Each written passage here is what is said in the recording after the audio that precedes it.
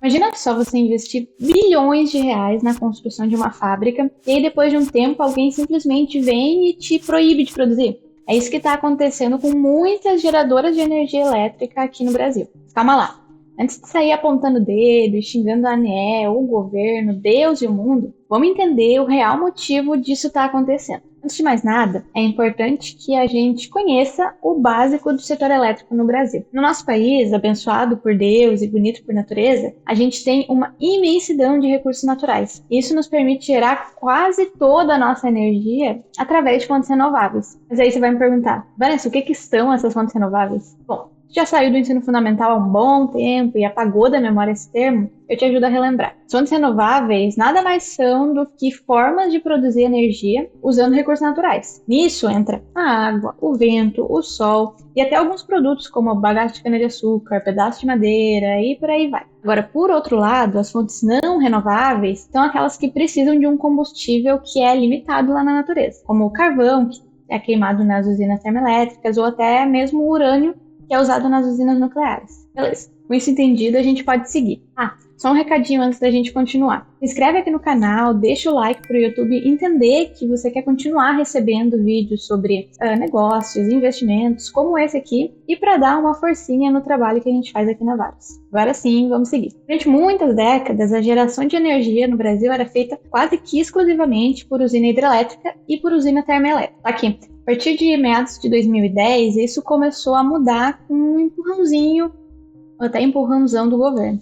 Esse empurrão veio através de estímulos financeiros para a galera que estivesse disposta a construir usina eólica e solar aqui no país. Então, basicamente, o que ele fez? Facilitou a captação de financiamento mais barato, concedeu algumas isenções de impostos na importação dos equipamentos que são necessários para construir as usinas e até deu desconto na tarifa que o gerador de energia precisa pagar para usar o sistema de transmissão e de distribuição. Mas o que levaria o governo a fazer isso? Os motivos são vários. O primeiro deles é a própria dependência das chuvas para gerar energia. Com uma matriz que é composta por mais de 70% de usina hidrelétrica naquela época, o Brasil ficava à mercê da boa vontade de São Pedro. Só que não foi só uma vez que ele ficou de mau humor, não mandou chuva e aconteceram alguns apagões generalizados. Acho que o mais memorável deles aconteceu lá no início do século, em 2001. Naquela época, todos os consumidores do país, desde clientes residenciais até as grandes indústrias, tiveram que simplesmente cortar o consumo de energia em 20%. O segundo motivo para incentivar a construção de novas fontes de energia também tem a ver com o clima. Acontece que, quando as hidrelétricas não davam conta do recado, o governo tinha que acionar as usinas térmicas, e elas causam muito mais danos ao meio ambiente com todos os gases que elas emitem enquanto estão queimando combustível. Terceiro, mas não menos importante, é aproveitar os nossos riquíssimos recursos naturais. O Brasil tem muita incidência de sol. O Brasil tem muito vento. Então, não aproveitar isso seria simplesmente maluquice. Bom, por conta de todos esses fatores, é que iniciaram algumas movimentações para impulsionar o uso de novas fontes renováveis de geração. Para vocês terem uma ideia do quão eficaz o projeto foi, até 2008, as usinas eólicas e solares não representavam nem 1% da capacidade de produção de energia aqui do país. Os painéis solares só foram colocar um pezinho na matriz energética em 2010. Antes disso, não havia nem 1 megawatt em meio aos mais de 100 mil de capacidade. Hoje em dia, elas representam mais de 20% da matriz. E isso sem ao menos considerar os painéis solares que a galera instala no telhado de casa. Se isso for colocado na conta, o número sobe para quase 35%. Legal. Então a gente já sabe que o plano foi bem sucedido, certo? Não é bem por aí. Sim, de fato, a meta de aumentar a diversificação da matriz foi cumprida com sucesso, como a gente vê aqui no gráfico. Só que nisso surgiram outros problemas que não estavam mapeados desde o início. Um deles é que o crescimento das linhas de transmissão para escoar toda essa energia extra não aconteceu no mesmo ritmo do avanço de produção. Vou te explicar melhor o que isso significa. Imagina que você tem uma graninha sobrando e quer viajar para pegar uma praia. Qual é o primeiro lugar que te vem em mente? Lembra que é só uma graninha, não é o suficiente para ir para o Caribe. Nesse caso, a gente logo pensa em ir para o Nordeste. Afinal de contas, é lá onde tem mais sol, também é lá onde tem mais vento. É claro que isso foi considerado no momento de decidir os locais de instalação dos parques de geração. Essa região ela concentra entre 80% e 90% de toda a energia eólica do Brasil. Na solar, o percentual é um pouco menor, cerca de 20%, mas isso é por conta da geração distribuída, que é basicamente o nome bonito para chamar os painéis solares instalados nas casas. Se a gente for considerar só as usinas de grande porte, o número já sobe para 60% de todos os parques do país. Só que o problema aqui é que não é o Nordeste quem consome mais energia. Como é de se esperar, a região Sudeste é a líder em demanda, com quase 50% de todo o consumo do país. Mas como o Brasil tem um negócio chamado Sistema Interligado Nacional, que nada mais é do que uma grande rede que conecta as usinas e os centros de consumo e permite que a energia gerada em um canto do país possa ser enviada a outro, então a gente está seguro, certo?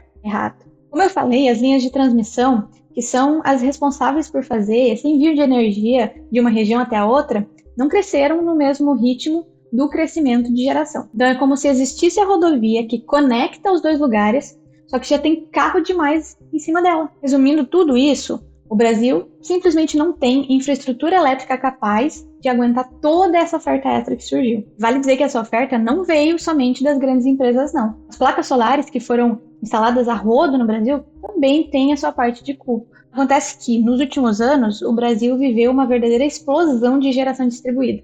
Para ter uma noção da velocidade desse crescimento, em 2018 quase não existia geração solar nas residências. Desde então, a potência instalada já aumentou em mais de 60 vezes. É isso mesmo que você ouviu, 60 vezes em menos de uma década. São dois os principais motivos por trás desse crescimento. O primeiro deles foi a queda forte no custo dos equipamentos. Para vocês terem uma ideia do tamanho dessa mudança, lá em 2010, um sistema solar residencial no Brasil custava, em média, cerca de R$ 8,69 por watt-pico, que é a unidade usada para medir a potência dos painéis. Em 2017, esse valor já tinha caído para R$ 6,52. Em 2023, o custo médio estava em torno de R$ 3,68 por watt-pico. Ou seja, em pouco menos de 10 anos, o preço caiu para menos da metade do que era lá no início da década passada, o que abriu porta para muita gente instalar painel solar em casa. O segundo motivo foram os próprios subsídios do governo, que tornaram a conta simplesmente muito vantajosa para quem resolveu instalar energia em casa. O principal deles foi o chamado Net Metering, ou Sistema de Compensação de Energia. Na prática, ele funciona assim. Quando você instala painel solar na sua casa, você passa a gerar a sua própria energia. Só que essa geração não acontece exatamente no mesmo horário em que você consome tudo, certo? Durante o dia, geralmente é gerada mais energia do que está sendo consumida, principalmente se você não trabalha em casa e quase não usa eletricidade nesse período. Agora, é aí que vem o pulo do gato. Em vez de você simplesmente perder essa energia, jogar fora tudo que não está sendo usado, essa sobra é jogada na rede da distribuidora e o sistema de compensação transforma isso em créditos. Aí, durante a noite ou em dias nublados, quando as placas geram pouca ou nenhuma energia, esses créditos eles voltam para você e abatem da energia que efetivamente está sendo entregue pela distribuidora e não gerada pelas placas. Então é como se a rede elétrica virasse uma bateria gigante, onde você guarda a energia quando sobra e usa quando precisa. No final das contas, isso fez com que a conta de luz desse pessoal caísse drasticamente, muitas vezes sobrando só o valor mínimo pelo uso da rede da distribuidora. E aqui entra outro ponto fundamental, que são os benefícios tarifários, outro incentivo que foi dado. Basicamente, ele também eliminava ou reduzia bastante essa tarifa de uso da rede. Ou seja, a única coisa que restava a pagar era o próprio investimento feito nas placas. Isso significa que a pessoa usava toda a infraestrutura do sistema elétrico, postes, fios, transformadores, sem pagar por esse serviço da mesma forma que quem não tem a geração distribuída. Realmente parece um investimento e tanto, mas se fosse bom para todos os lados, a gente não ia estar falando disso aqui, né? Esses subsídios geraram dois problemas principais. E o primeiro deles começa com uma pergunta bem simples. De onde veio esse dinheiro todo usado para bancar essas taxas que foram isentas? Se engana quem pensa que foi algo bancado direto pelo governo, que saiu dos cofres do Tesouro como se fosse um cheque do Estado. Na verdade, esse valor só foi realocado. Então, em vez dele ser pago por quem tinha geração distribuída, ele acabou caindo na conta de quem não tinha a placa solar. Ou seja, a galera que continuava comprando energia da forma tradicional passou a bancar uma parte do sistema que ela nem usava diretamente. O segundo problema que puxa a gente de volta para o tema central do vídeo é que a geração distribuída é exatamente isso que o nome diz, distribuída. Então, eu gero um pouco de energia aqui em casa e jogo ela na rede. Você gera aí na sua casa e faz a mesma coisa. Agora, outra pessoa do outro lado do país também gera tudo isso ao mesmo tempo. Então, cada telhado vira uma pequena usina. E o ponto é que essas usinas não são controladas pelo ONS. Para quem não está familiarizado, o ONS é o Operador Nacional do Sistema. que é basicamente quem organiza a produção de energia no Brasil. É ele que decide quanto cada usina vai gerar e para onde essa energia precisa ir, garantindo que todo o sistema funcione sem nenhum problema. No cenário atual, em que o ONS não sabe exatamente quanta energia está entrando ou saindo da rede, por causa da falta de controle direto sobre essas placas, ele acaba tendo que agir de outras formas. E é justamente aí que entram os cortes de geração. O operador simplesmente exige que as usinas que ele consegue controlar, que são os grandes empreendimentos, reduzam ou até parem completamente a geração de energia. Ele vem fazendo isso desde agosto de 2023, quando esse problema deu as caras de vez. Na época, uma sobrecarga em um parque eólico no Ceará causou um apagão no Brasil, que atingiu quase todos os estados e o Distrito Federal. O único que não foi afetado foi Roraima, isso porque ele não é ligado ao Sistema Nacional. Foram 8 horas com o fornecimento de energia afetado. Então, teve metrô simplesmente parando em cima dos trilhos, semáforos apagados que causaram transtorno no trânsito, falta de água, escolas e comércios fechados.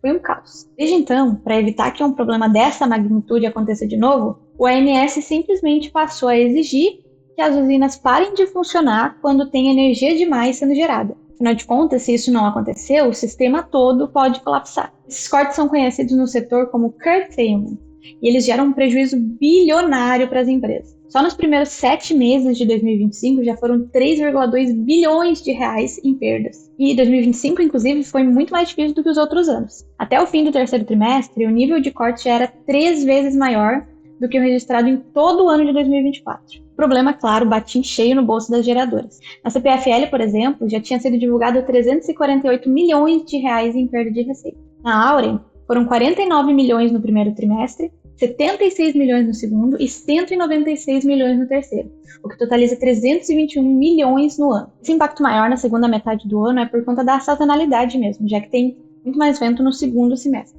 Outras empresas, apesar de não divulgarem os dados financeiros diretamente, também estão sendo impactadas. A Engie falou que teve 24% da capacidade produtiva cortada no terceiro trimestre de 2025. Já na Copel, os cortes foram de quase 35%. Mas o prejuízo não é exclusivo das geradoras, não. A Aeres, por exemplo, é uma empresa que fabrica as pás das turbinas eólicas. Só que não tem mais tanta demanda por turbina. Para vocês terem ideia, em 2023 entraram em operação 123 parques eólicos. Em 2024 esse número caiu para 76. E até outubro de 2025 os novos parques somavam somente 40. Nisso, a Aeres também foi impactada, como era de se esperar. A empresa demitiu mais de 5 mil funcionários nos últimos 2 anos por conta da queda nas vendas. Só que o curtailment é só o primeiro desafio. Outro é a diferença no horário em que a energia é produzida e o período em que ela é consumida por nós. Pensa só comigo. O momento do dia em que a gente mais usa energia elétrica é durante o início da noite, né? Quando o geral chega em casa, do trabalho, liga a TV, liga o chuveiro, liga o ar-condicionado e por aí vai. Só que nessa hora já não tem painel solar gerando energia, até porque não tem mais sol batendo por aqui. Então acontece um pico de demanda em um período de tempo muito curto. A geração, por outro lado, cai, já que as usinas solares não estão mais trabalhando. O que acontece nesse momento? As usinas térmicas são acionadas para tentar salvar a pátria. Só que a energia que vem dessas térmicas é muito mais cara. Afinal de contas, o insumo delas não é gratuito igual a água, ou o vento, ou os raios solares. Você pegou o problema? Em um mesmo dia, a gente tem corte obrigatório na geração, porque tem produção em excesso, e também tem a necessidade de comprar uma energia caríssima, porque a geração simplesmente não é suficiente. É explicado por que a conta de luz nunca diminui. Só que, como todo problema que afeta grandes empresas do setor, já tem ali uma movimentação sendo feita para tentar minimizar o prejuízo. Só que essa conta pode cair no colo do consumidor, como geralmente acontece. Recentemente, você pode ter ouvido falar que estava sendo votada a MP 1304, que é uma medida provisória criada para mudar ali algumas regras do setor elétrico. No meio de vários outros assuntos que estavam sendo debatidos, um dos pontos mais contraditórios e que gerou bastante discussão foi a proposta de uma indenização a essas empresas que estão tendo cortes na geração. E agora adivinha de onde iria vir a grana para pagar essa indenização?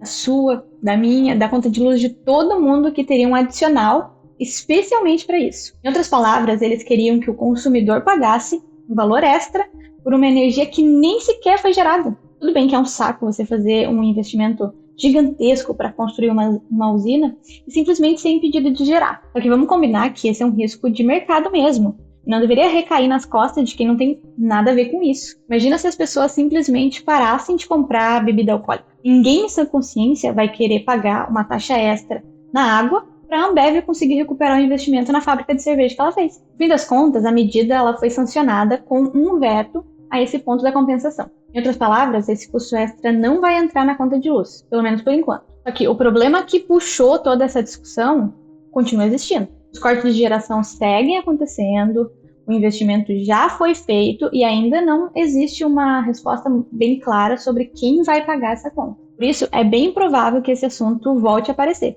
seja em uma medida, em um projeto de lei ou em alguma outra mudança de regra mais para frente. Então, esse é só mais um capítulo de uma discussão que ainda tem muito para evoluir dentro do setor elétrico.